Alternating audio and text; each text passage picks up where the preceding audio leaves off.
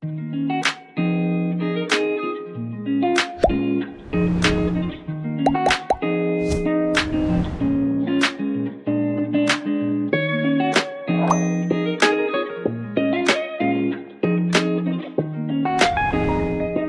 terá a locução do ilustre professor doutor Guilhem Omet Mir, que prestigia o Centro Universitário IESB com a sua disponibilidade em versar, nesta tarde brasileira, noite espanhola, a temática participação comunitária aplicada a ações de saúde e educação articuladas.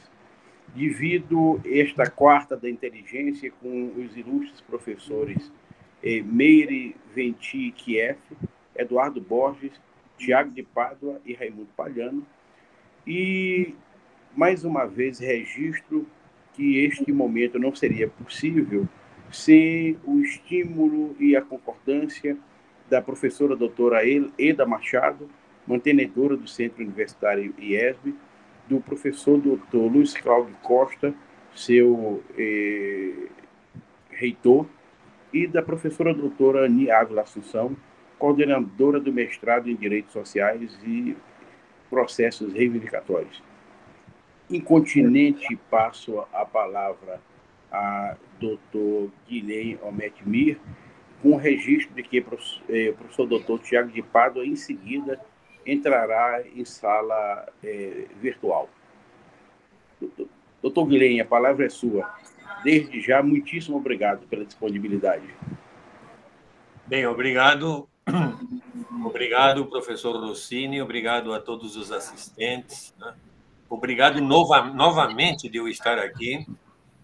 Não há muito tempo que eu estive nesse fórum, né? E agora eu volto a estar. Obrigado por ter me convidado outra vez. Eu vou tentar fazer uma pequena... Se alguém pode vigiar o microfone aberto, porque... obrigado. Porque me sinto muito honrado de estar participando com vocês, né?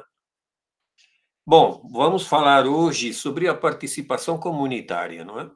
Mas eu vou falar sem muita sistematização, eu vou falando, né? Vou lendo aqui um texto que eu escrevi, depois eu intercalarei com algumas apresentações, algumas diapositivas, não é? Não tem uma pretensão de nenhum modo, não é? Não é pretensão de mostrar um modelo de intervenção social ou de intervenção comunitária. Não é essa a intenção. A intenção é, desde a modéstia, eu repito, desde a minha modéstia, que estou colaborando na construção de uma alternativa, ou de uma proposta educativa, formativa, né? Juntamente com a Universidade Federal do Maranhão, a Fundação Sousandrade e a Universidade de Licumbo, em Moçambique, e eu dou, com discrição, eu faço a minha aportação e vamos ver o que nós vamos ir construindo, né? Professor Rossini, como diz o poeta, o caminho se faz ao andar, não é? E andando que a gente constrói caminho, né? Os caminhos já feitos às vezes são muito perigosos, digamos, né? Como diria o Guimarães Rosa. Bom, vou começar a falar um pouco sobre a comunidade, né? Que é um tema que eu respeito e eu amo muito, né? Em qualquer grande aeroporto de qualquer grande cidade, pelos longos corredores ou esses espaços para esperar, para consumir, para comprar, etc., que há nesses aeroportos, né? Circulam multidões de pessoas, né? Baratinadas, como diria o Carlos Drummond, né? Umas para lá, outras para cá, outras para colar, ou melhor, muitas para lá, muitas para cá, muitas para colar. Vão para ou vêm de cidades às vezes longínquas, né? Falam línguas diversas, o motivo por que estão aí é extremamente variado. É uma multidão singular, mas não há nenhum vínculo entre essas pessoas, exceto nem sequer se olham aos olhos, à cara, não é? exceto pelo fato de ser passageiro de algum dos muitos aviões que ali estão. É o que os vincula. O aeroporto é um espaço cheio de pessoas e vazio de humanidade. Há uma profunda solidão, apesar da profusão de seres humanos. Esse conjunto de pessoas não constitui uma comunidade.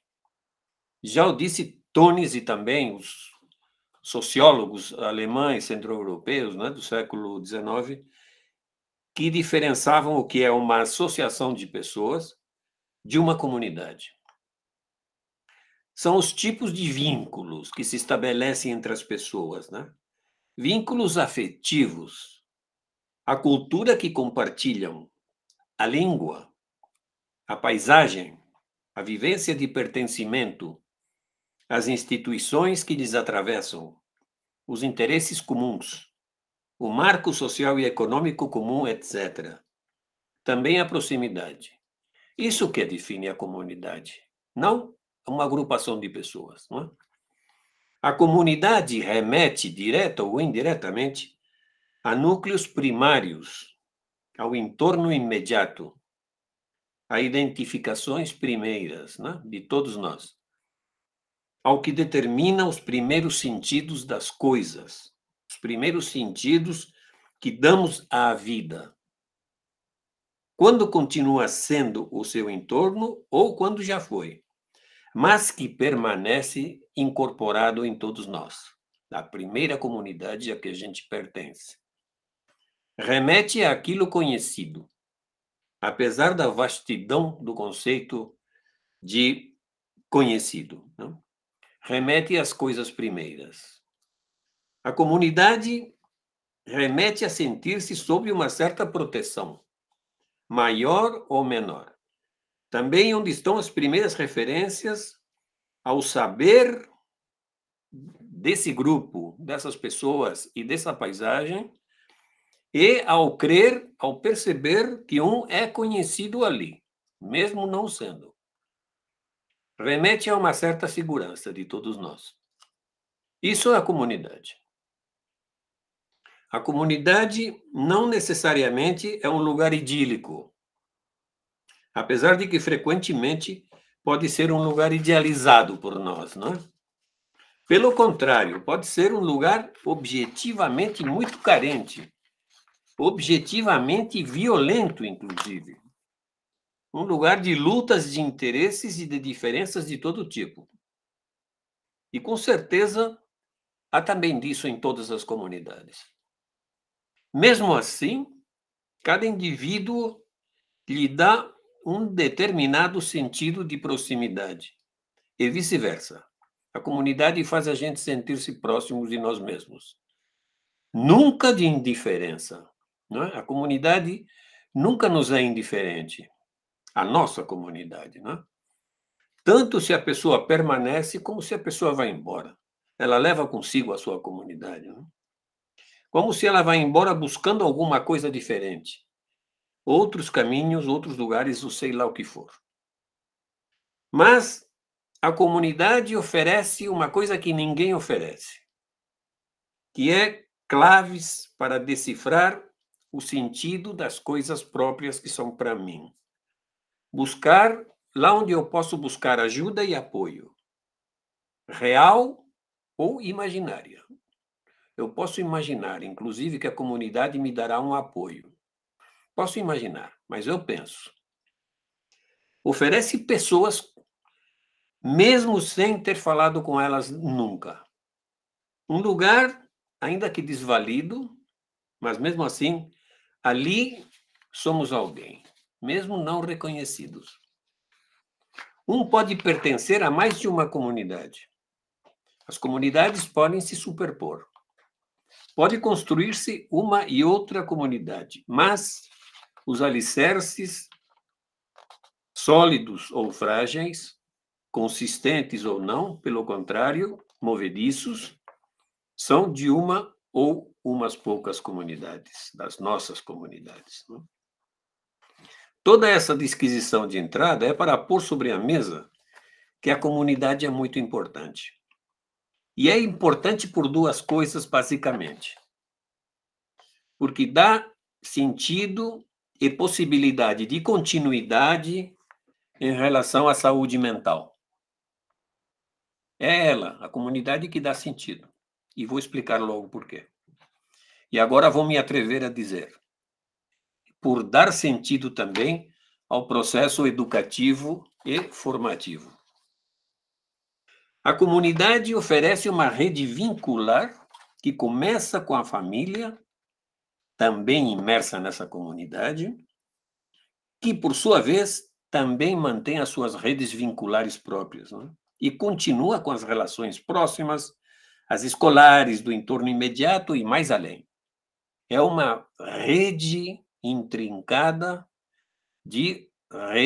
é uma rede intrincada de relações que que é tecida ao redor das pessoas e que constitui um suporte. Como dizer, uma rede que sujeita o sujeito. Não sei se em português isso tem sentido, mas é do verbo sujeitar, existe em português o verbo sujeitar, não é? É a rede que sujeita o sujeito. Frágil e vulnerável. Nós somos frágeis e vulneráveis, não é? Nós precisamos dessa rede que sujeite o nosso sujeito, que somos nós, né? A comunidade oferece uma via direta à contextualidade. E aí vamos falar em um termo diferente, né?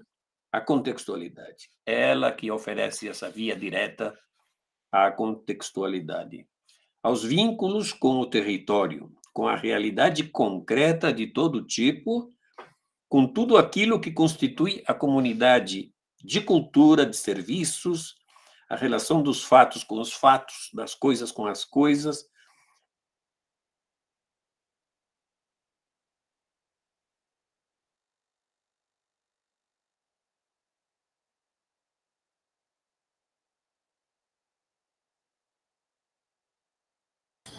Estou sem som.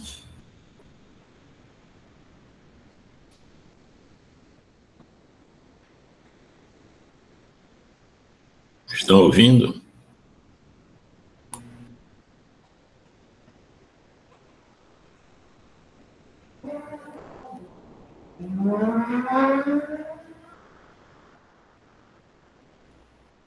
Dr. Guilherme, acho que o senhor mutou o microfone sem querer.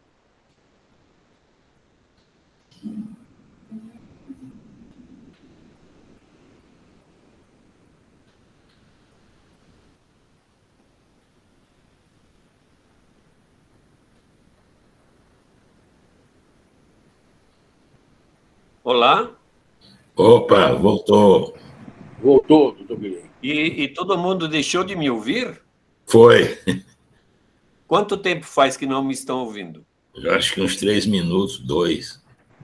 2, 3 minutos. Vamos lá, então, o que eu faço? Volto para... Bom, estava falando que a comunidade oferece a via direta à contextualidade, não é? Isso. Isso, sujeição do sujeito. Sim, exato. A comunidade oferece uma via direta à contextualidade, não é? Aos vínculos com o território, com a realidade concreta de todo tipo, com tudo aquilo que constitui a comunidade de cultura, de serviços, a relação dos fatos com os fatos, as coisas com as coisas, das coisas que temos um saber, porque são as coisas que estão ao nosso redor, com as quais convivemos. Da correlação entre aquilo que nós sentimos e aquilo que nós pensamos, o que nós vemos, aquilo que é a minha realidade concreta e a realidade das pessoas que me rodeiam. Ora, a saúde. O que é a saúde? A saúde, a definição de saúde mais aceitada atualmente é que é a maneira de viver autônoma, solidária e satisfatória. Eu me refiro à saúde, não à saúde mental, à saúde em geral.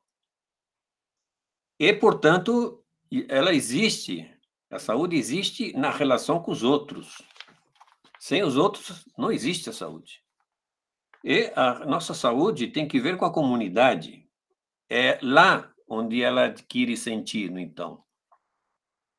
Por seu lado, a educação é na comunidade onde adquire sentido os conteúdos, os objetivos e a harmonia necessária para a formação, isto é, todo o processo educativo, né?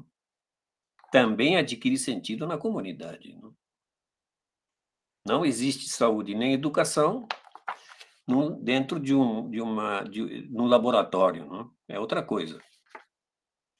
Daquilo que Bourdieu, que é um sociólogo francês, fazendo um símil econômico, dá o nome dos diferentes capitais necessários para o desenvolvimento humano. O capital social e humano, o capital cultural, o capital econômico, etc. Agora, a primeira diapositiva, por favor.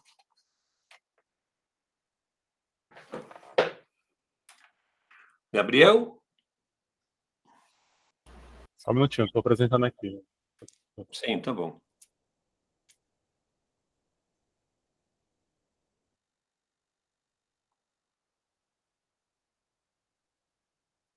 Eu gostaria que esse é um gráfico do Bourdieu, né, que fala dos diferentes capitais que participam no desenvolvimento humano, né? E o capital humano, o capital social, o capital infraestrutural, o capital natural e o capital econômico, né? Evidentemente, a saúde e a educação têm muito que ver com o capital humano e com o capital social, né? Elas fazem parte do capital humano e do capital social, né? E isso dá os elementos, como diz Bourdieu, necessários para o desenvolvimento humano, esses dois capitais, né? Já pode retirar a diapositiva, por favor.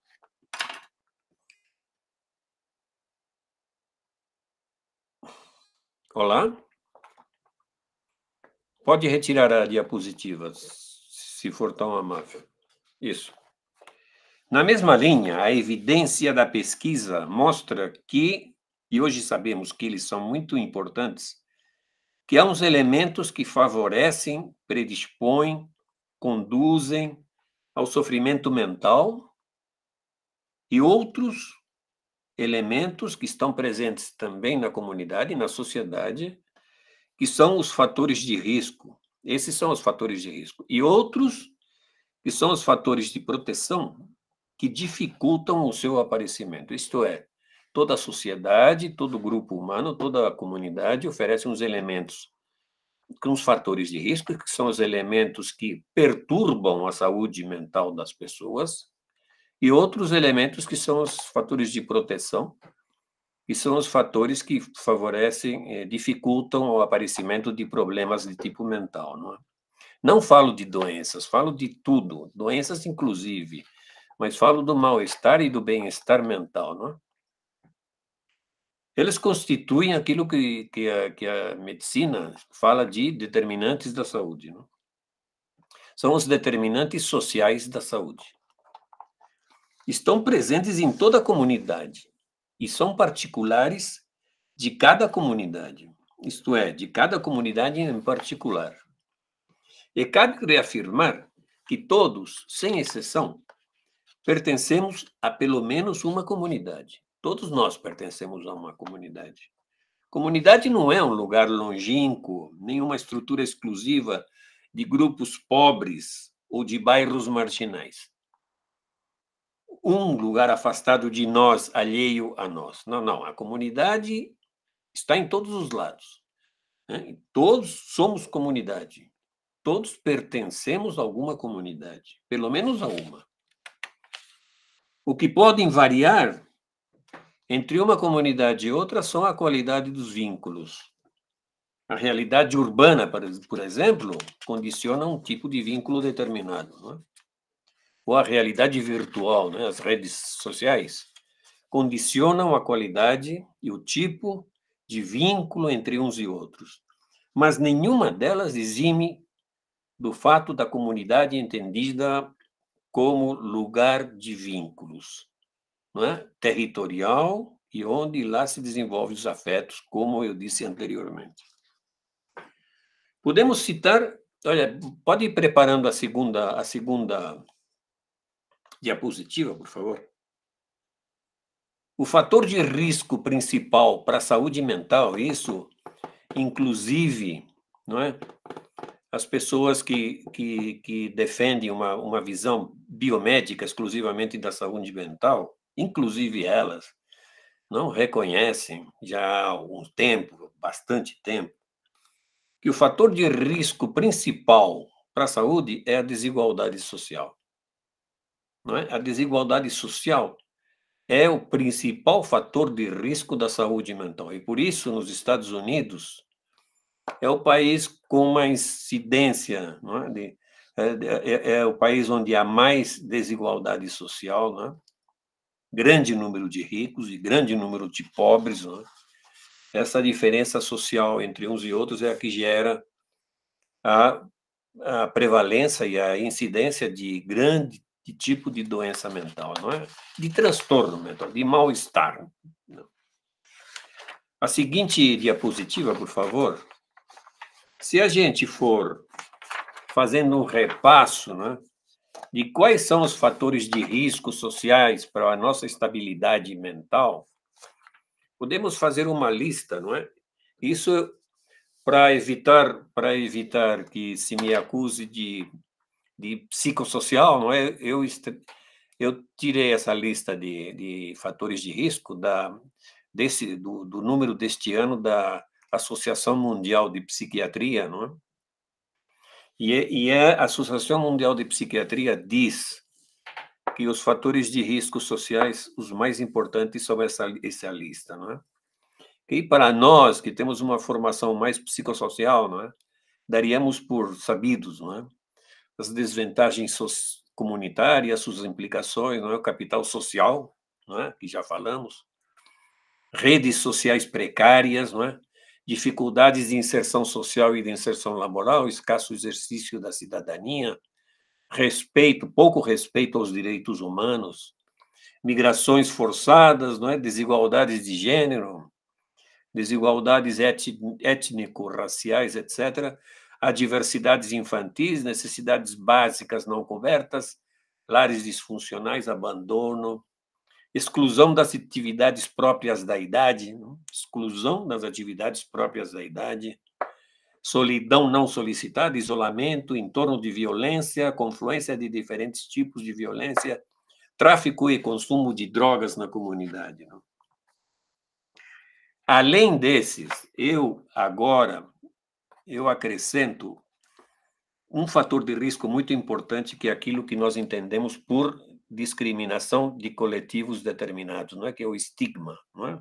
Os estigmas sociais, não é? A presença do estigma em relação à diversidade, em geral, e em particular a todos os problemas mentais, aquelas consequências da desigualdade, da marginação, de tudo aquilo que significa pobreza, etc. Agora está de moda falar que nós temos a aporofobia, não é? Que é fobia à pobreza, não é?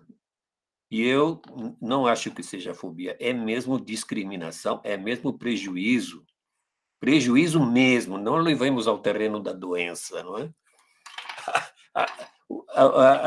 A discriminação que a gente exerce sobre as pessoas pobres e tudo o que eles representam, não é? E aquilo que a gente entende por autoestigma, né? De tanto ouvir, de tanto sentir, não é, que você é uma pessoa marginada, acaba crendo que você ganhou todos os pontos para ser marginalizado, não é? A seguinte diapositiva, por favor. Quais são os fatores de proteção? Quais são os fatores que dificultam o aparecimento do mal-estar em saúde mental? Não é? Pois são coesão social, uma prática de um entorno de solidariedade, não é? E repito, quem fez essa lista última, este mesmo ano, foram os próprios psiquiatras, não é? Biologistas, não é? Coesão social, não é? Realização de atividades e trabalhos com sentido, as condições de bem-estar familiar, a presença de lugares de encontro, entidades da sociedade civil com finalidade e intenções determinadas, lugares de possibilidade de fazer atividades comuns, esportivas, culturais, etc., possibilidade de tomar decisões, né? Variedade de atividades e variedade de iniciativas grupais, tolerância à diversidade e respeito à singularidade, equidade e igualdade de oportunidades, intercâmbio e atividades culturais diversas, respeito às singularidades culturais e à memória histórica, escolarização contextualizada e emancipadora, etc. Inclusão social e respeito aos direitos humanos. Bem, estes são reconhecidos como fatores de proteção do bem-estar mental, não é? Assim como os que eu disse antes eram fatores de risco, estes são fatores de proteção.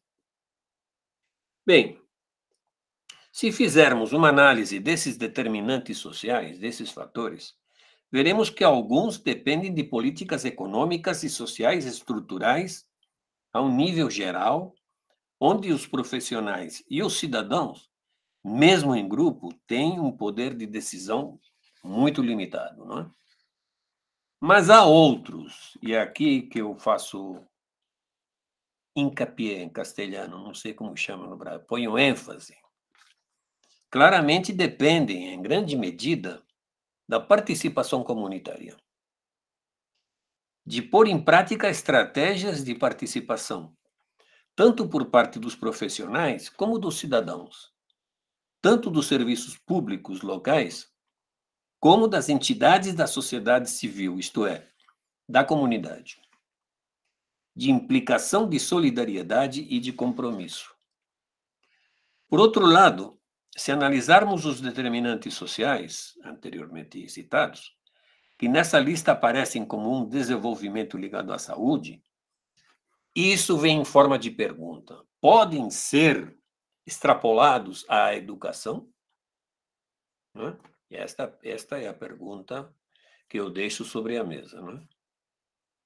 Não somente em relação às pessoas, à saúde mental, não somente em relação à saúde mental das pessoas em processo de formação, senão pelos efeitos que esses determinantes sociais têm diretamente sobre o processo de formação, especialmente pela contextualização da educação, pela referência imediata à realidade social daquela comunidade.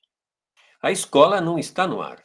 A escola está dentro de uma comunidade, na sua realidade. É uma instituição daquela comunidade. Nesse sentido, a comunidade se constitui como um espaço estratégico desde a sua centralidade. E essa é uma definição que eu gosto muito de fazer.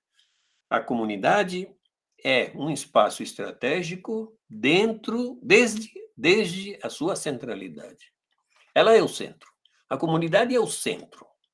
E a escola, e o centro de saúde e as prefeituras são instituições ou entidades que estão dentro da comunidade, não no centro.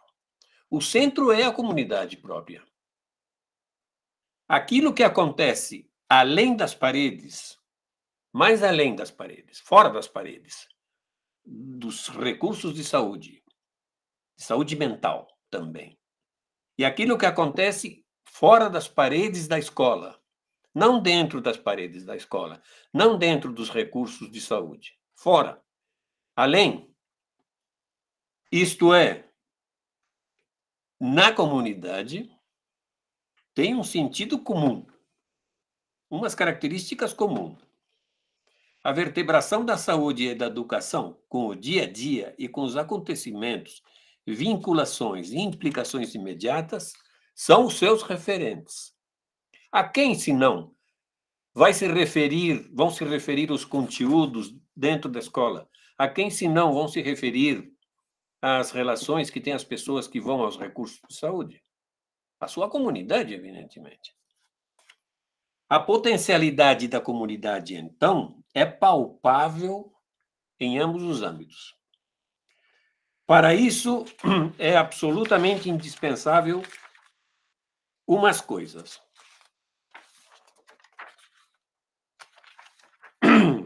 E quatro seriam...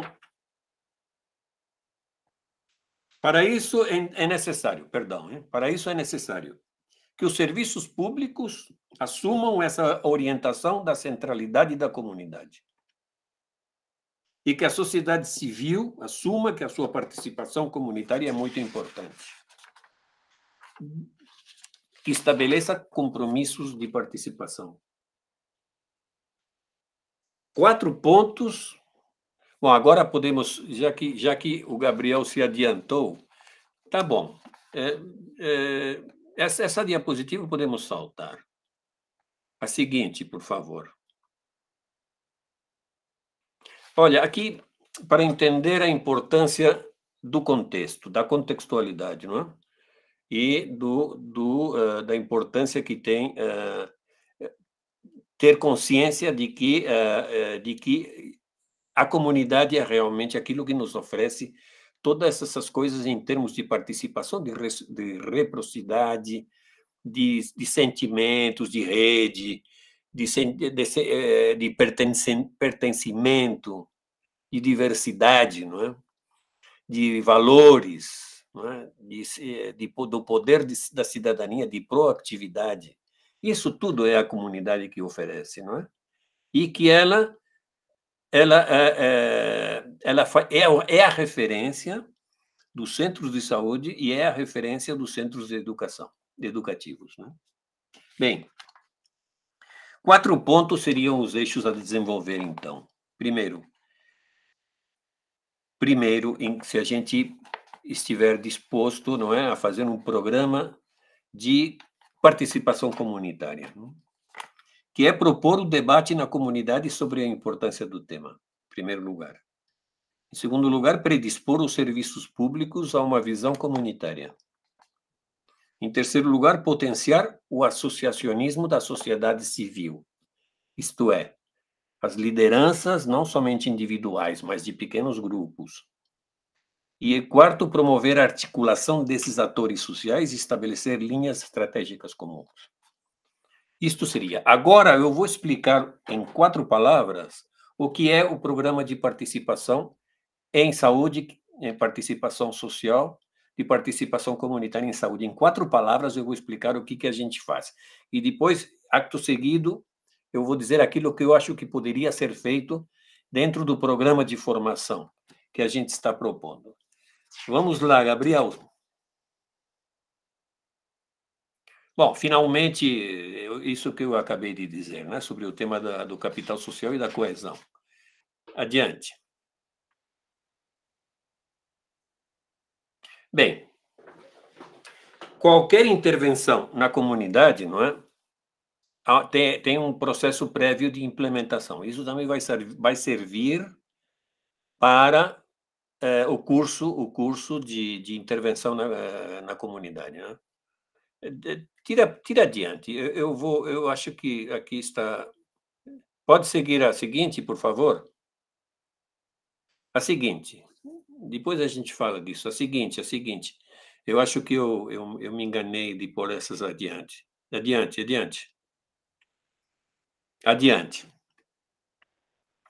Agora, para trás uma. Essa.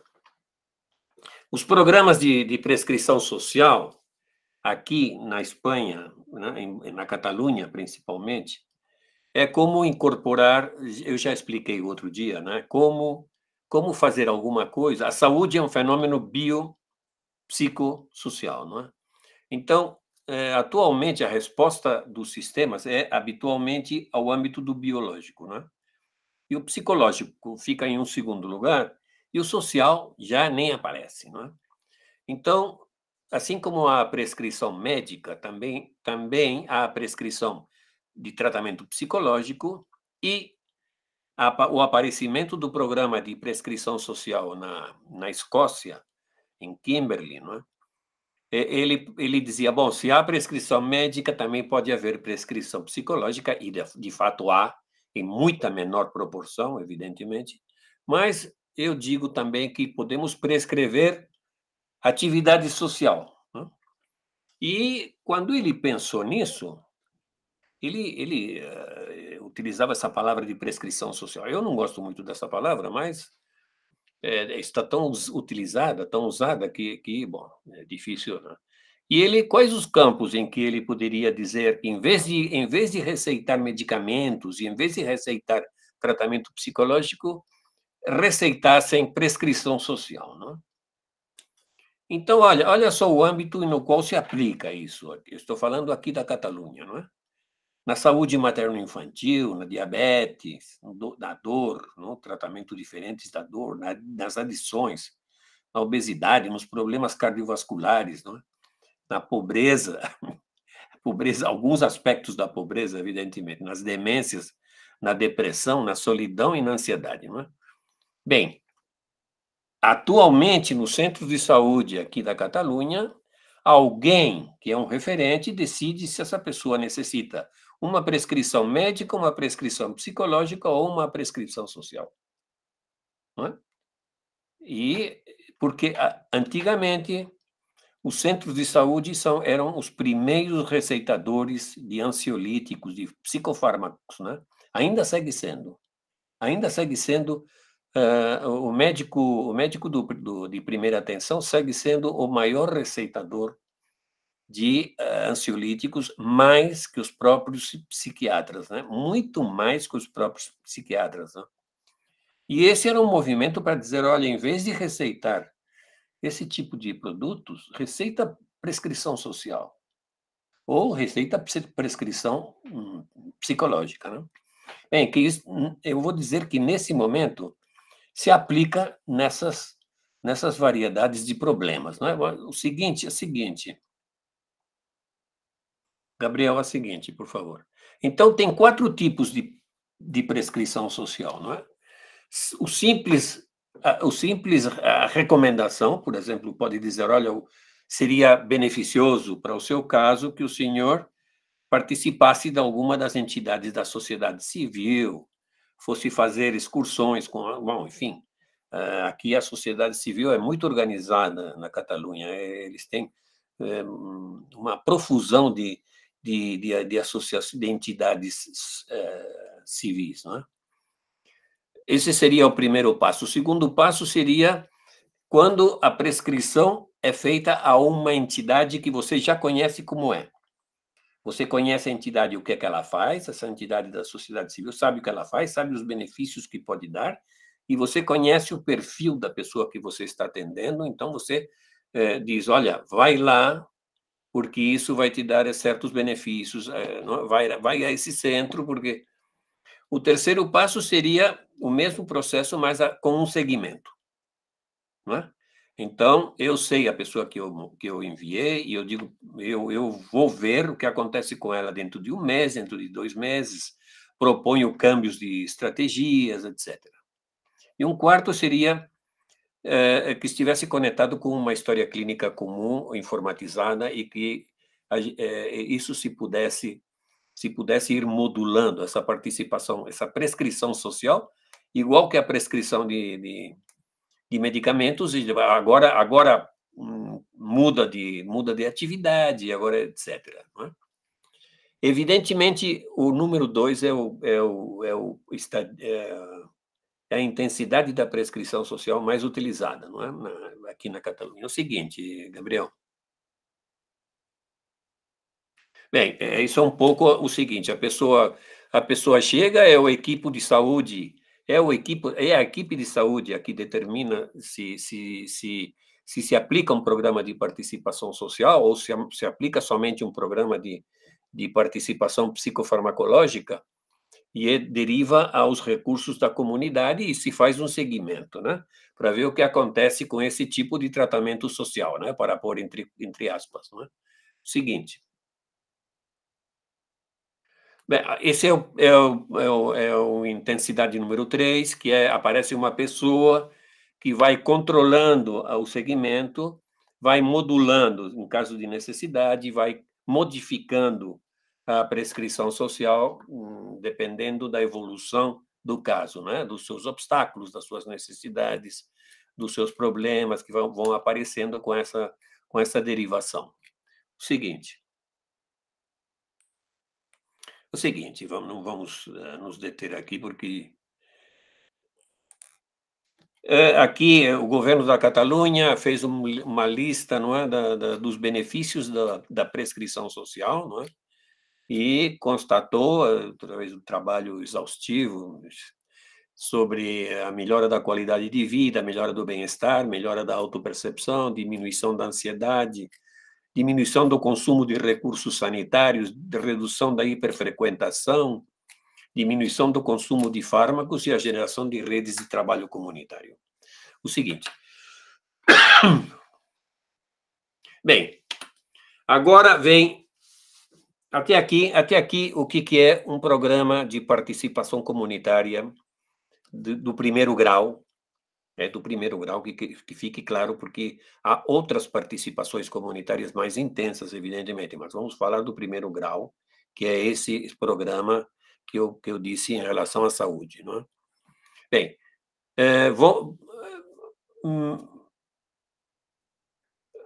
vamos continuar por aqui, depois nós vamos recuperar, Gabriel, depois nós vamos recuperar algumas diapositivas de antes, está bem? O que a gente fez com essa proposta do curso de extensão universitária não é, pelo menos a minha intenção, não é dizer como devem ser essas abordagens comunitárias em relação à saúde e à educação. Não é essa a intenção.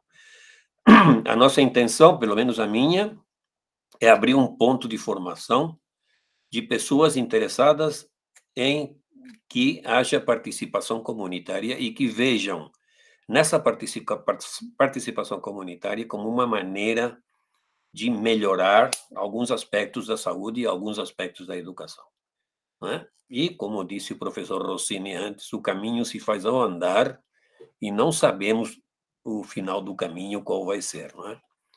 Mas vai ser, a proposta era fazer um curso formativo universitário, não é? Cujos conteúdos teórico-práticos teriam como objetivo a prática da saúde e de uma educação contextualizadas, ou mais contextualizadas do que estão agora, dando protagonismo comunitário e potenciação das redes vinculares, e fazer uso da intersetorialidade, da transversalidade e da interdisciplinaridade, que hoje, pelo menos no terreno da saúde, é absolutamente impensável que isso não seja assim. Uma visita ao médico não é uma atenção em termos de saúde. Isso é uma coisa particular, mas não é uma atenção em termos de saúde. Seguinte. Trabalhar sobre a interseccionalidade educação-saúde na comunidade, eu não digo nada do que pode acontecer ou acontece no interior das paredes da escola, nem no interior das paredes dos recursos de saúde. Isso é para outros que trabalham esses temas, né? Nós vamos somente falar do que acontece além das paredes. Entender a comunidade como um espaço estratégico comum e de centralidade, insisto nisso, atuar sobre os determinantes sociais, potenciando o capital social e capital humano e potenciar o desenvolvimento comunitário. O seguinte, por favor. Olha, objetivos aqui do curso, né? São todos estes. Eu não vou ler, mas vocês podem imaginar quais são, não é? Educação e coisas contextualizadas, eu já disse, direitos humanos, a interseccionalidade, saúde, educação, comunidade, não é? Trabalhar tudo isso no curso, não é? Com os alunos. Trabalhar isso. Não, repito, não para vir aqui dizer qual é o modelo de atenção à saúde mental, nem o modelo de atenção à educação. Não é esse o propósito. Seguinte.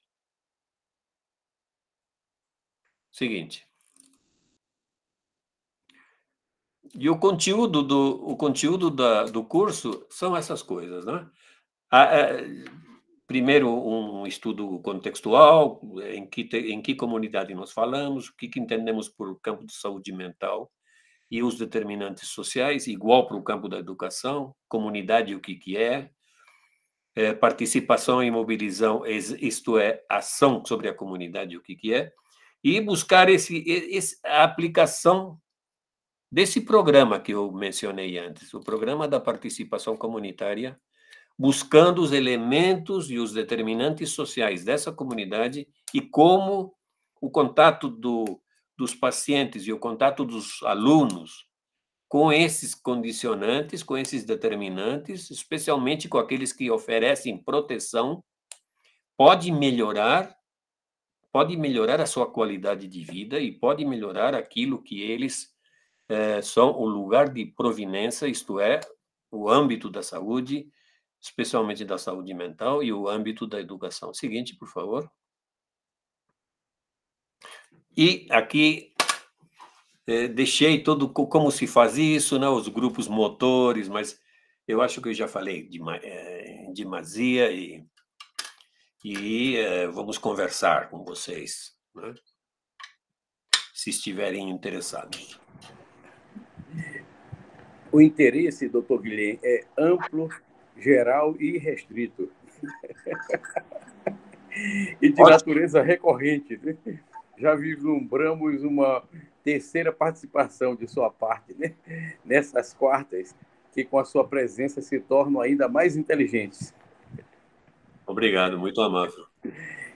E entrego incontinente a palavra à professora Meire Venti Kiev para as suas ponderações. Bom, é um prazer estar aqui com vocês todos. O coletivo Paulo Freire, do qual eu faço parte, se sente honrado com o convite. E, Guilherme, ouvir você, parece que nós estamos nas nossas reuniões internas, guardadas as devidas proporções, a diferença entre saúde e educação, e com as suas interfaces também, né? Eu estou com a Geni aqui e a Sueli aqui, certo? Nós já estamos num mini coletivo aqui. O que a gente tinha pensado em falar? Bom, primeiro apresentar um pouquinho o coletivo, bem rapidinho. O coletivo Paulo Freire, ele tem dois objetivos, a defesa da escola pública e a defesa do legado do professor Paulo Freire. Nós nos guiamos por esses dois objetivos, é por isso que estamos aqui, né? Sabemos que estamos num espaço que defende a escola pública e que se identifica com uma concepção emancipadora de educação.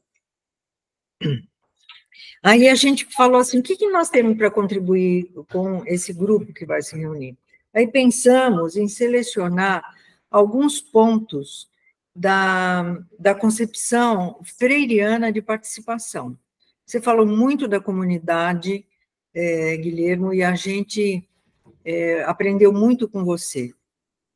E tem muitas coisas que já discutimos também.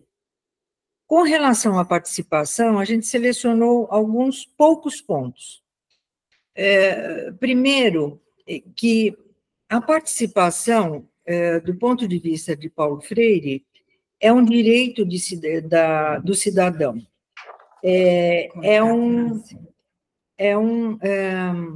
um direito, porque todo cidadão tem o direito de decidir sobre a coisa pública, é um direito, mas, por outro lado, ele é um dever. Vocês vão me ajudando, meninas. Ele é um dever, na medida em que essa participação vincula esse sujeito com obrigações, com que são os seus deveres.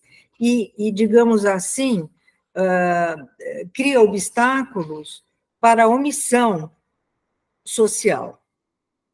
Outro ponto que o Paulo Freire destaca é que toda democracia demanda estruturas democratizantes, porque não adianta a gente ter intenção e não ter estrutura democratizante, porque muitas vezes as estruturas são inibidoras da participação. ele enfatiza muito isso.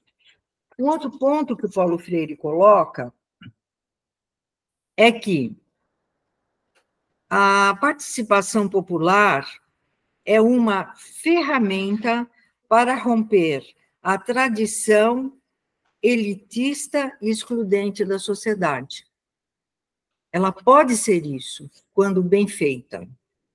Outro ponto que o Paulo Freire coloca é participar é ter voz. E ele fala muito dessa voz não ser dada, mas os grupos sociais e os indivíduos lutarem para ter essa voz. E aqui ele faz uma distinção que é assim, a participação inclui a decisão e tem uma diferença fundamental com um outro conceito que a gente chama de cooperação, que muitas vezes a gente sente colaboradores e chama isso de participação. A participação envolve tomada de decisão. O outro ponto que o Paulo Freire coloca é que a participação ela envolve formação. Ele tem até uma frase que a gente gosta muito. Os grupos se educam na medida em que participam mais e melhor da sociedade. A participação é um processo que ele mesmo educa, né? Participar, o processo formativo já vai criando um espaço de formação, porque tem debates, tem diferentes ideias.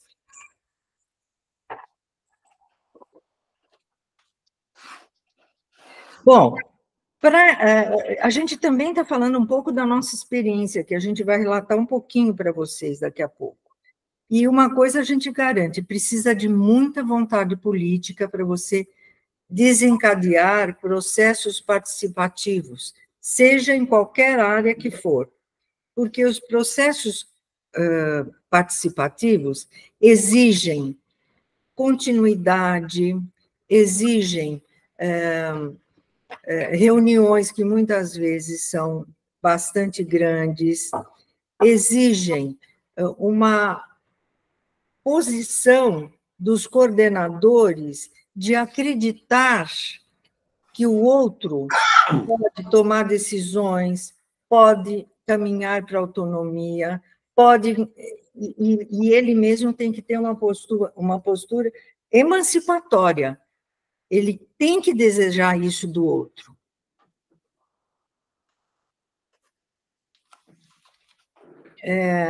E assim, e só mais um ponto, a participação, ela tem, então, que estar ligada a um outro conceito, que é o de autonomia.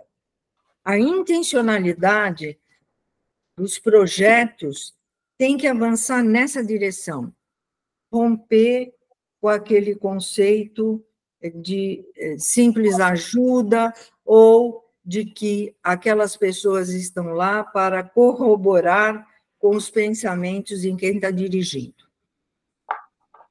Bom, aí a gente pensou também, conversamos um pouco sobre que tipo de contribuição nós poderíamos dar neste momento da discussão.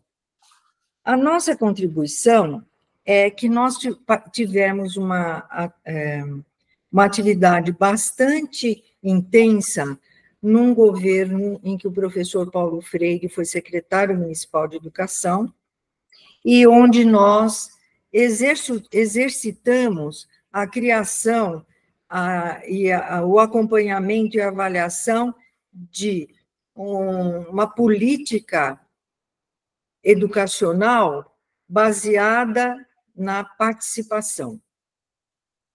Então, nós estivemos eu e as minhas companheiras aqui, estivemos envolvidos por 4 anos nesse processo que nós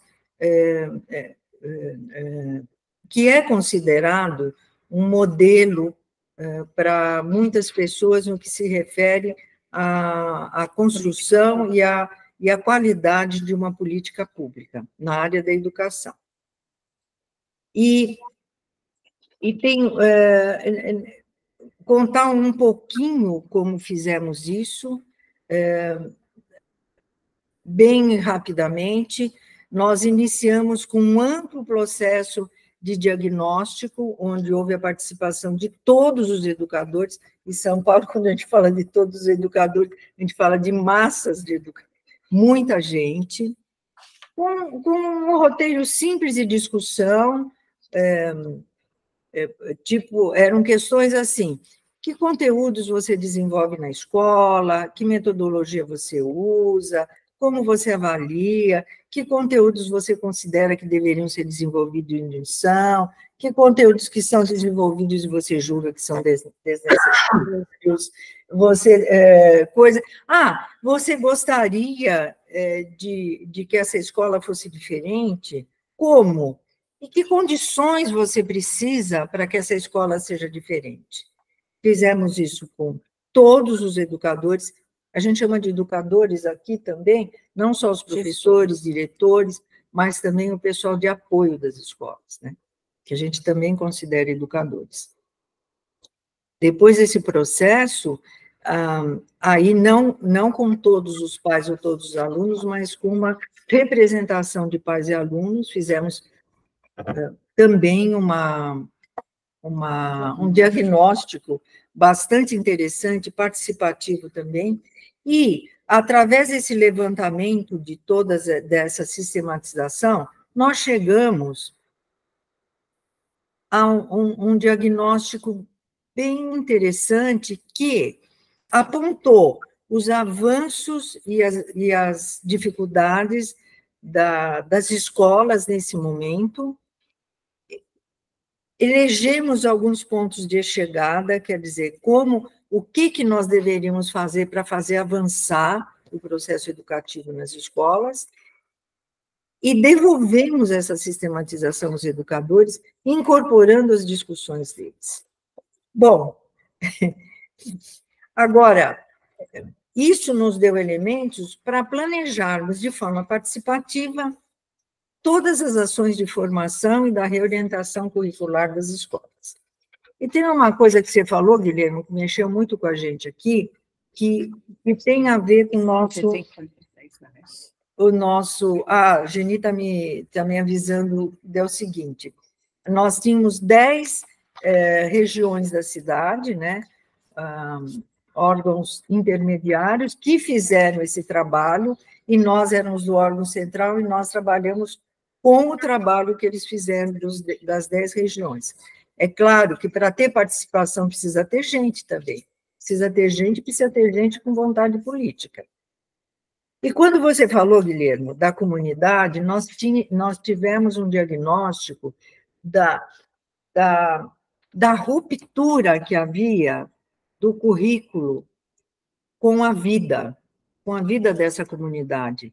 Parece que o que se vivia na escola não tinha nada a ver com as coisas que aconteciam, às vezes, na mesma rua da escola.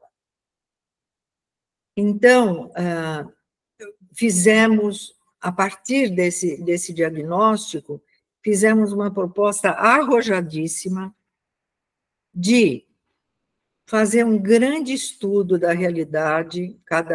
As escolas que aderissem a esse projeto fariam, a partir da sua realidade, um grande estudo daquela comunidade, como aquela comunidade, que trabalhos, como ela morava, o lazer, como ela se movimentava pela cidade, enfim. E, através de temas geradores, incorporamos essas questões da comunidade aos currículos escolares. Isso por adesão, né? As escolas que se dispunham a trabalhar com a gente com esse grande desafio.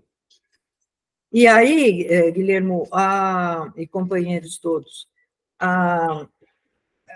essa comunidade, ela começou a ser enxergada, porque os educadores não enxergavam.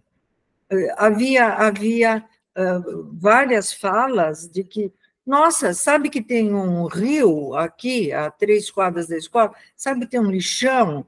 Sabe quais são as doenças dessa comunidade? Então, esse foi um movimento de reorientação curricular que resgatava essa comunidade e de forma participativa, porque esse estudo da realidade foi feito com professores, com alunos e com pais ou responsáveis pelos alunos, enfim, estimulando a participação. E uma outra pequena contribuição nossa é que nós também já trabalhamos em alguns momentos com um projeto de articulação de políticas públicas, onde, Guilherme, você falou em saúde e educação, né? Onde nós estimulamos na comunidade, e você fala muito bem que tem que ser na comunidade, a articulação de saúde, educação, assistência social, esporte. Acho que é isso, né? Eram essas 4 secretarias. Então, eu termino a minha fala aqui, não sei se as minhas companheiras querem complementar com mais alguma coisa, que estão aqui do lado, está suficiente. Assim, nos colocando à disposição nessa linha, né? Nesse fazer participativo e que a gente tem certeza aqui que foi uma experiência que mais nos formou enquanto educadores, enquanto cidadãos. Obrigada, companheiros. Professora Meire Ventic F., muitíssimo obrigado pela sua participação, que ilumina esta tarde, revestindo-a de uma vivência reflexiva no tocante à educação e comunidade, de tal maneira que nós somos profundo agradecimento à sua locução. Em seguida, tenho a honra e a satisfação de passar a palavra ao professor Eduardo Borges para as suas ponderações.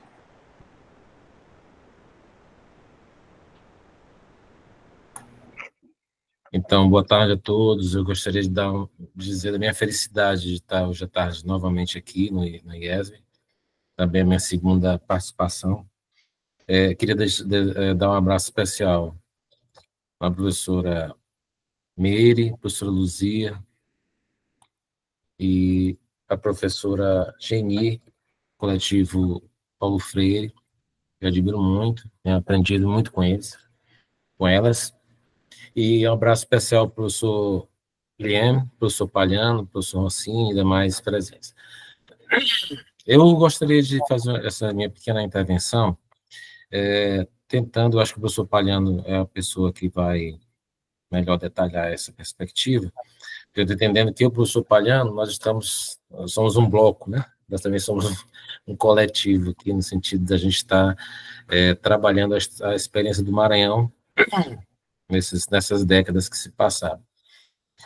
Eu vou iniciar retomando, professor Palhano e amigos, de onde vem a nossa participação nesse movimento formativo e também de articulação política no Maranhão.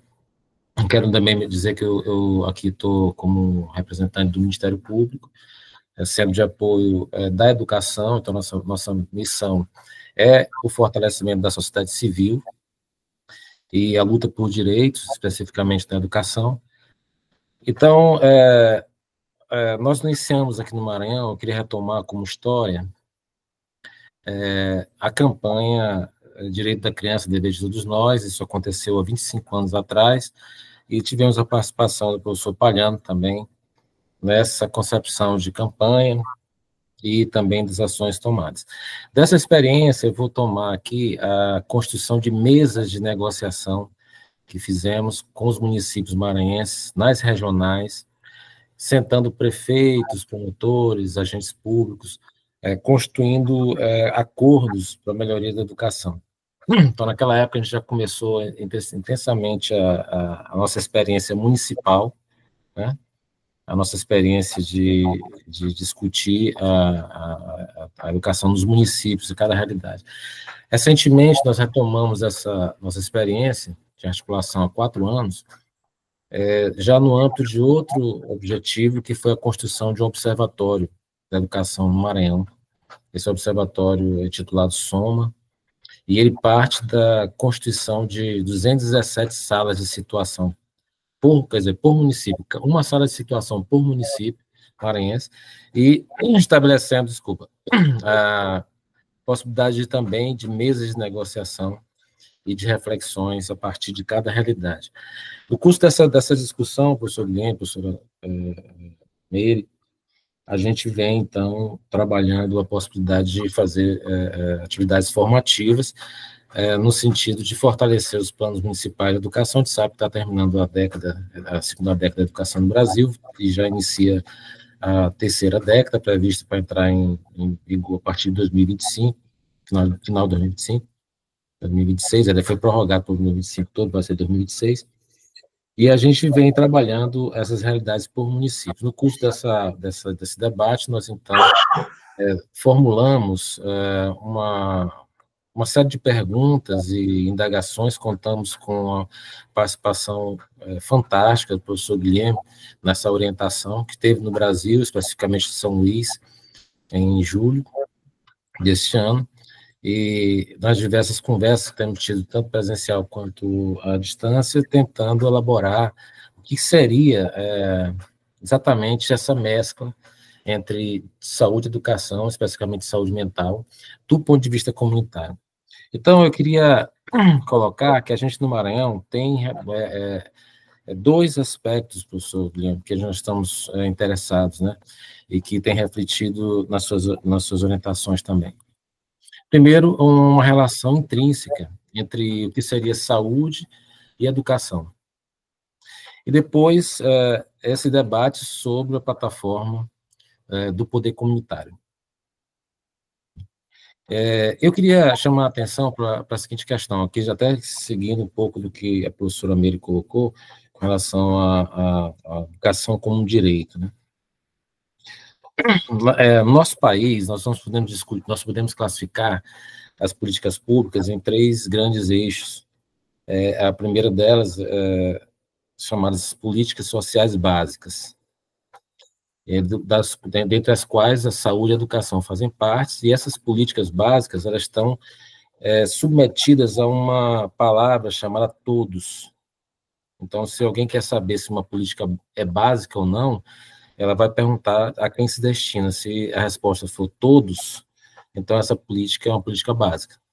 É política como saúde, educação, moradia, enfim.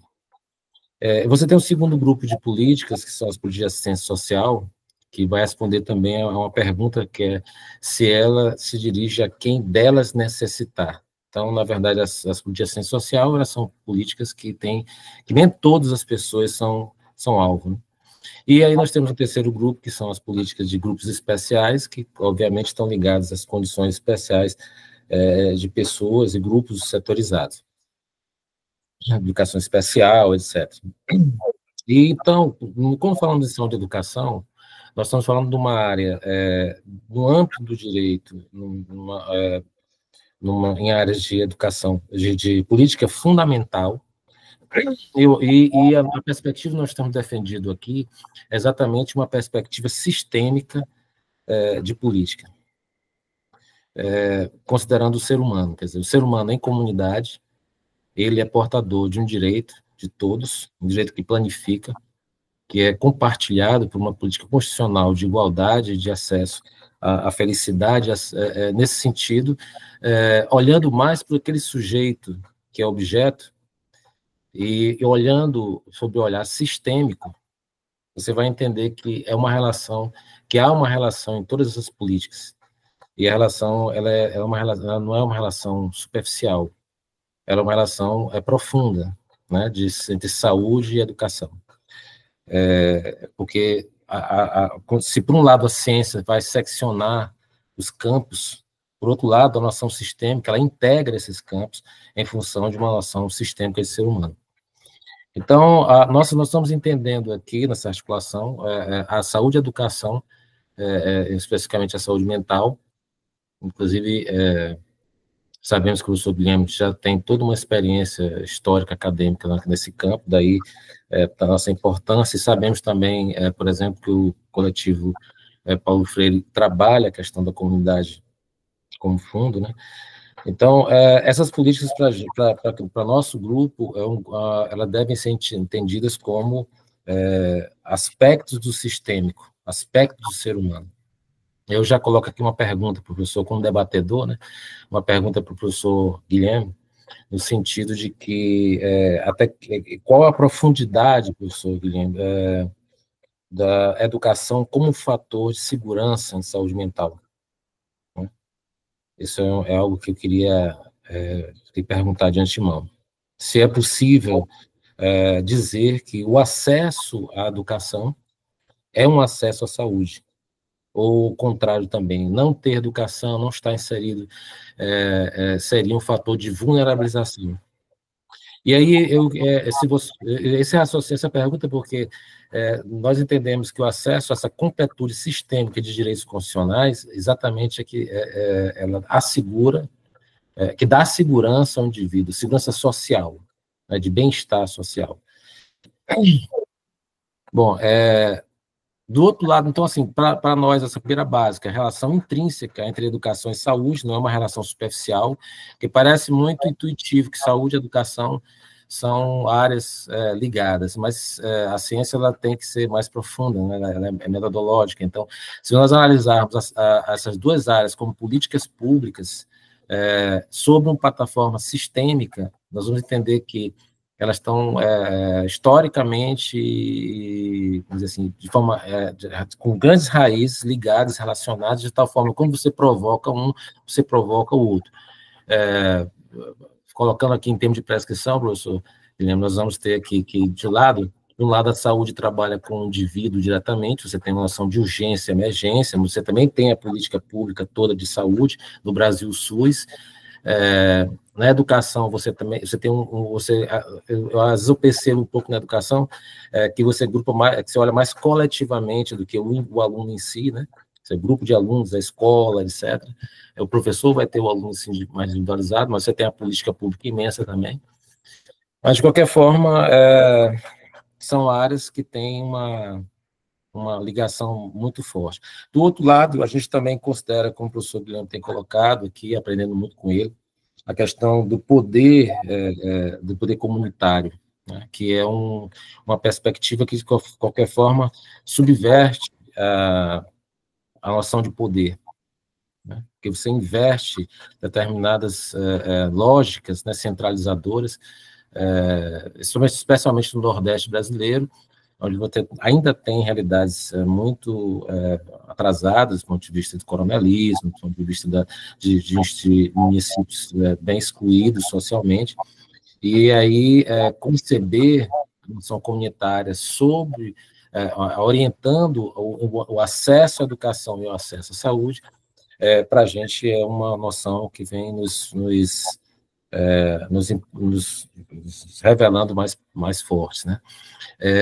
Então, essa noção de território, de condição de olhar os problemas locais, eu queria também fazer a segunda pergunta, fazer duas perguntas para o professor Guilherme, no sentido, então, do que seria, onde estaria a educação como um fator de proteção de saúde, e se essa proteção é meramente formal ou vamos dizer assim, ela é uma relação profunda, né?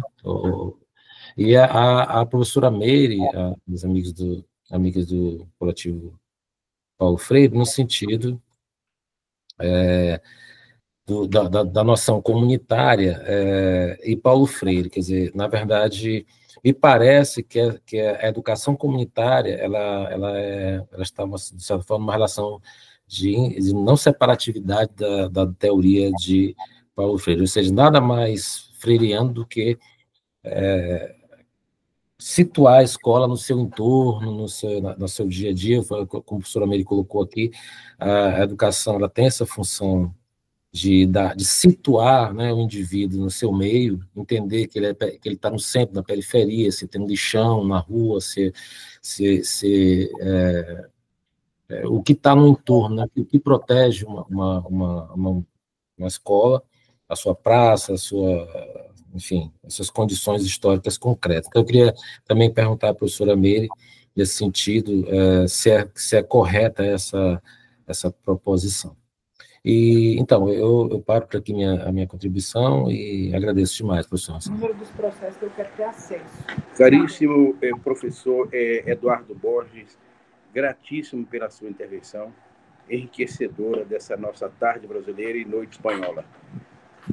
Grato por ter colaborado na inspiração deste episódio, nessa live internacional que já se vislumbra como de alta significação, de sentido histórico nessa sequência de construção de uma live-teca reflexiva e referente às questões candentes do Maranhão, do Brasil e do mundo, né? Tenho a honra e a satisfação de passar a palavra incontinente ao professor Dr. Tiago de Pádua.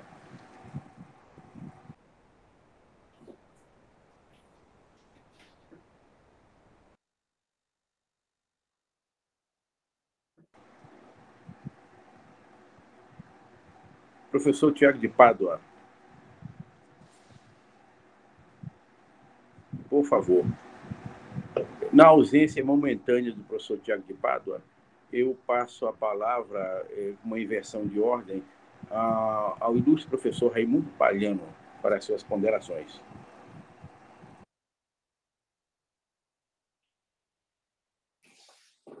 Já liguei aqui o microfone, estava desligado. Uma tarde excelente para todos nós, um prazer gigantesco, imenso, encontrarmos-nos todos e todas aqui hoje, novamente enriquecidos com as contribuições do Dr. Guilherme, das nossas professoras do coletivo Paulo Freire e de todos os participantes aqui, a verve e a inspiração constante de Eduardo Borges. Então, isso tem um significado grande. E a você, Rossi, um agradecimento muito, muito importante, muito forte, por você ter aberto esse espaço, né, que vem se constituindo num lugar, né, de pensamento, de reflexão, de construção de ideias para esse projeto que nós estamos compartilhando, participando na linha de um programa de participação comunitária. Então, eu creio que são avenidas que você tem aberto e que poderão se alargar cada vez mais e nos desafiar. Eu me reservaria aqui hoje, Rossini, amigos e amigas, Eduardo e todo mundo, a fazer uma reflexão. Nós acabamos de vivenciar, há 2 dias atrás, eleições municipais aqui no Maranhão, no Brasil. Maranhão e Brasil. Tem mais ou menos uns 60 anos que eu observo a dinâmica da cultura das eleições, do processo de eleições e tal. E aí, quando eu vejo o que aconteceu nessas eleições, a partir de constatações, a partir de leituras e de depoimentos, a gente fica realmente estupefato, né, com os resultados. O voto perdendo cada vez mais o seu significado, virando uma mercadoria barata. Em alguns lugares, o voto se transforma numa mercadoria cara. Eu fazendo algumas especulações sobre essa última eleição, eu verifiquei que, no nosso caso aqui, é um mercado elástico que vai de R$50 a R$1.000. Foi possível encontrar votos nesse sentido. Aí eu fico pensando, por exemplo, vendo a questão das eleições, do significado do voto, do significado da política. De que forma a base comunitária, de que forma projetos como o nosso poderá ter um impacto no sentido de reversão, de remodelagem disso? Olhando esse lado do voto, que é fundamental, já que as desigualdades sociais representam a principal ameaça às políticas de educação e de saúde e educação. Então, ficamos perplexos. Quando a gente olha, por exemplo, o terceiro plano decenal de educação, e o que nós vamos experimentar no Brasil, são caminhando para 30 anos, e a gente observa os resultados das políticas públicas de base local, fazendo com que os planos sejam figurativos, não tenham potência, não tenham autenticidade, não tenham forma de aplicação. Aí a pergunta vai novamente: que tipo de base comunitária, qual o poder comunitário, qual é a força comunitária que nós precisamos condensar no sentido dessa combinação educação e saúde, saúde e educação, né? Porque, olhando o cenário de uma maneira abrangente, a gente verifica a permanência de certas práticas, de certas formas culturais de agir pública e socialmente, que se perpetuam no nosso meio, e nós não modificamos isso.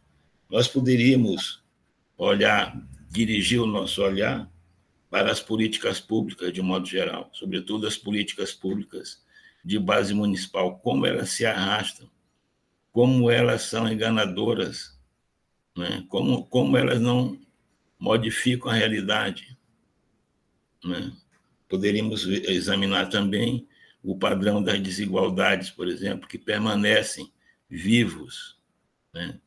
Não sou alarmista, não sou pessimista, não estou sendo dramático e trágico, eu não estou falando, eu estou dizendo assim, a mim pessoalmente, quando embarquei nessa aventura, quando entrei nessa estrada do caminhar, fazer a viagem abrindo espaços, eu tive, nessa fase da minha vida, nesse momento da minha existência, a opção do local, do comunitário, o encontro com o doutor Guilherme, esses companheiros e companheiras todas de viagem, e para mim tem sido um grande fator, uma grande motivação, e olhando o cenário do Brasil, do mundo, vendo esse cenário todo, sinto intensamente que estamos no caminho certo, é um caminho certo.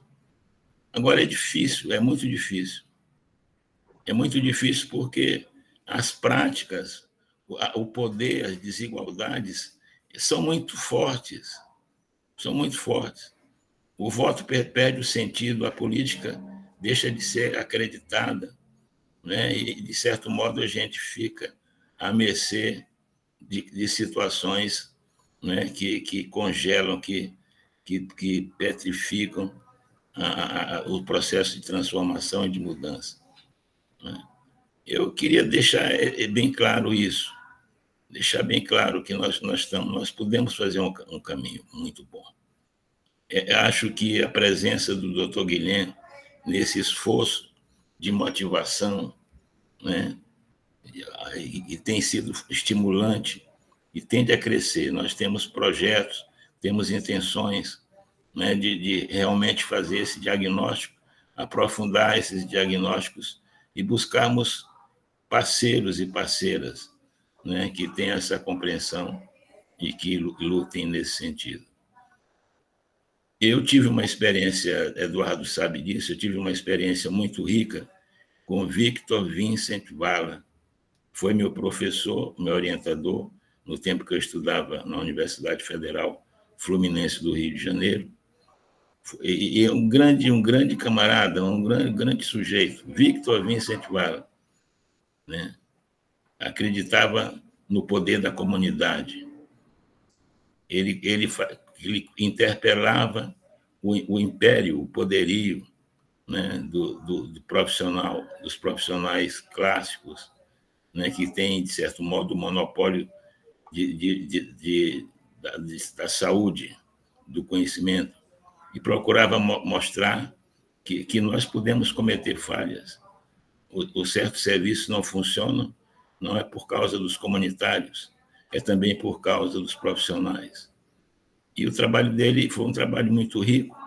Eduardo gosta muito de um princípio que ele usava, que era a ideia: se você quiser saber qual é a cidadania reconhecida numa comunidade, num município, olhe como é que está distribuído o orçamento. Ao fazer isso, a gente percebe com clareza qual é a cidadania mais valorizada. E aí vai. Foi uma grande experiência na minha vida, como orientador, como parceiro e como amigo. Eu poderia dizer isso hoje. Eu acho que nós estamos chegando num momento, Rossini, que é preciso realmente...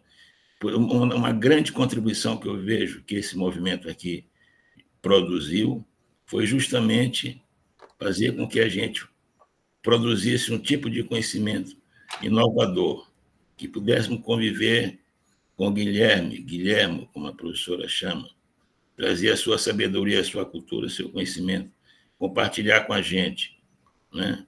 Fazendo com que os elementos fundamentais desse futuro projeto, boa parte dele já tenha sido gestado a partir dessa convivência, né? Era isso que eu gostaria de dizer, doutor Guilherme. Agradecer novamente pela sua ajuda e pela sua colocação de hoje. Acho que a nossa participação com o coletivo Paulo Freire seria um grande fator de enriquecimento, um grande fator.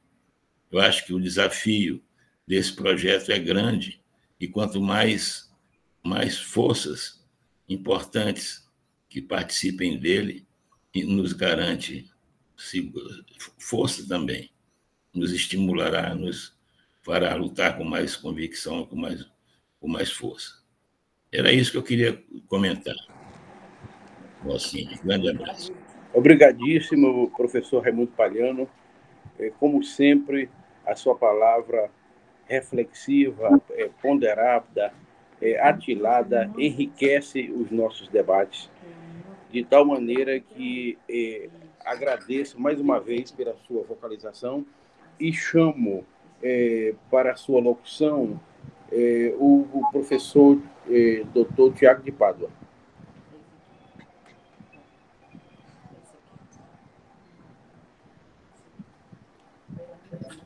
Na ausência do professor Tiago de Pádua, sei que certamente que involuntária, haja vista que ele estava participando dessa live internacional e, ao mesmo tempo, em atividade no seu escritório de advocacia, devolvo incontinente a palavra ao doutor Guilherme para a sua reflexão de síntese sobre essas percepções todas colocadas à mesa nessa tarde brasileira, noite espanhola. Obrigado.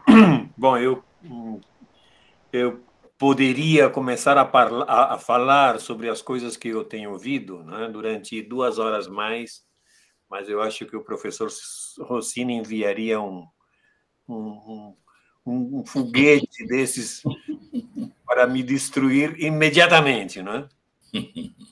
Eu acho que a gente não pode se permitir o luxo de ser pessimista, professor Palhano.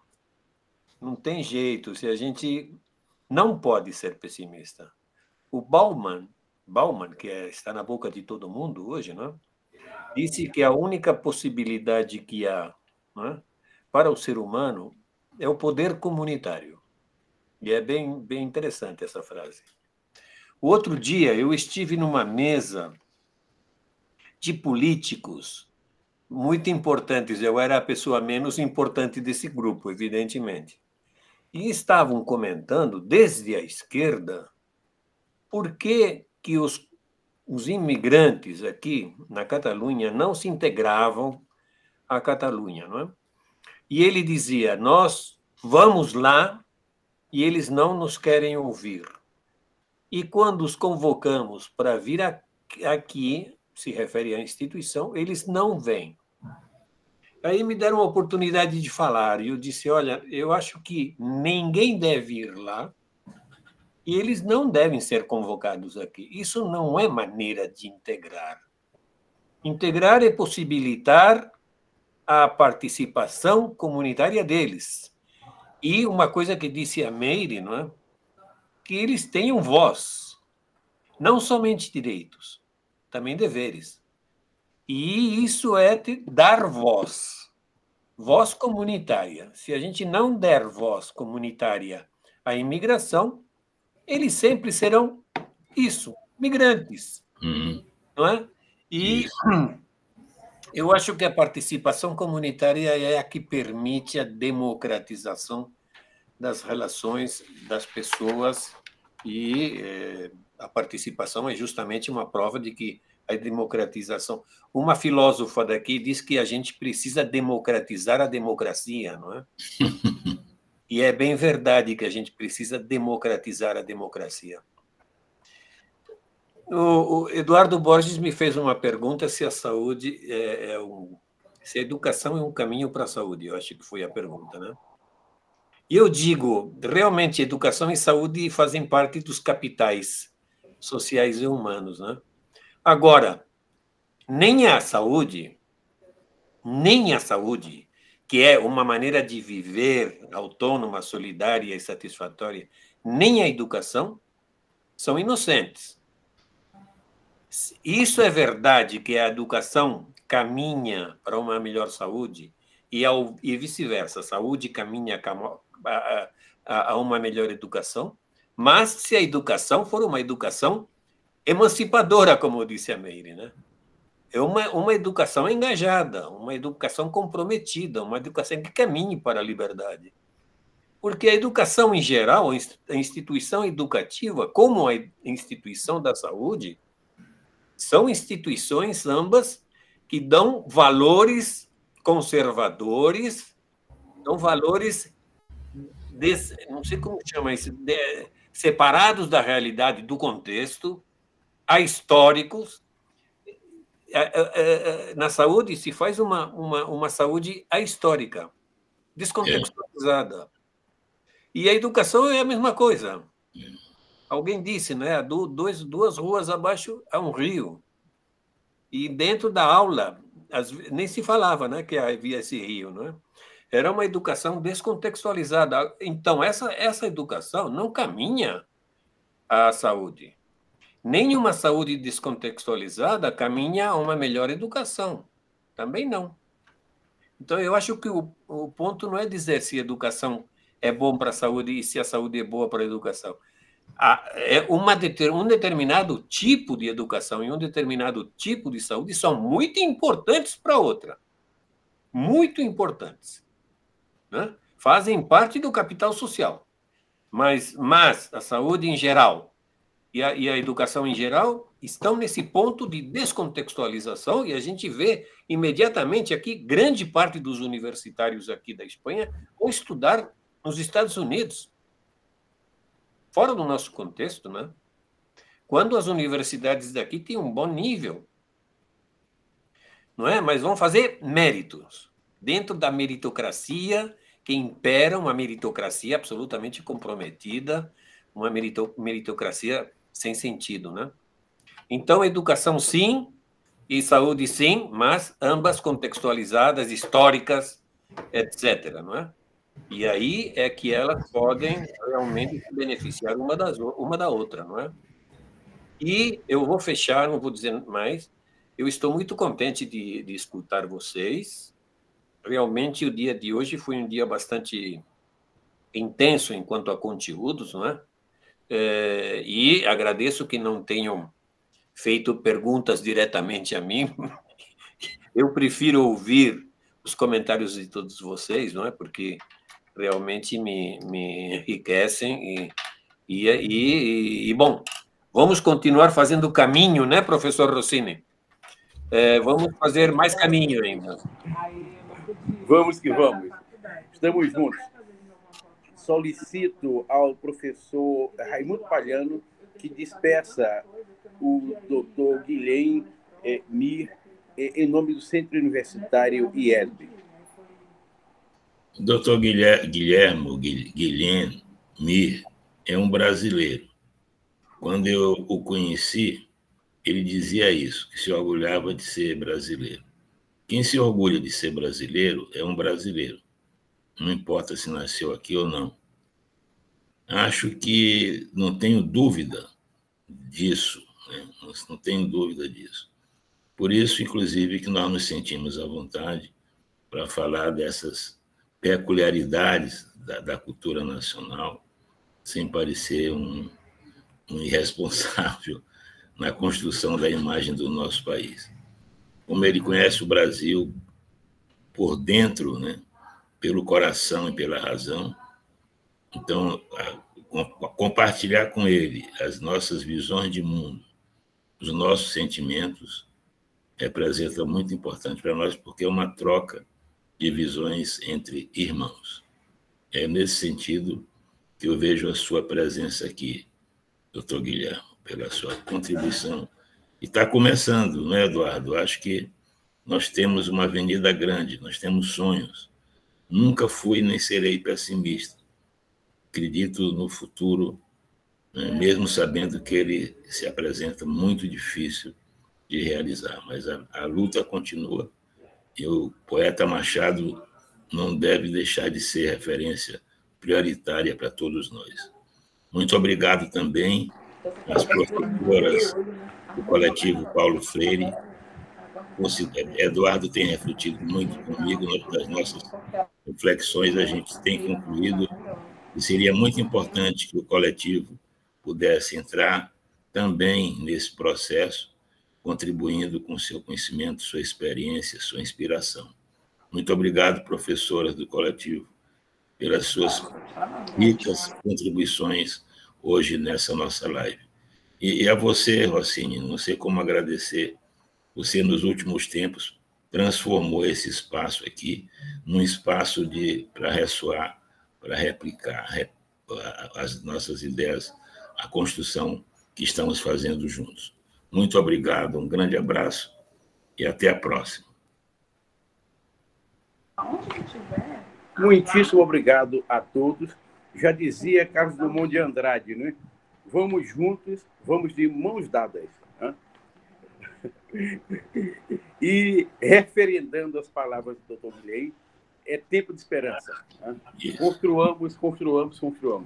Declaro encerrada esta live e até a próxima. Né? Muitíssimo obrigado a todos e todas.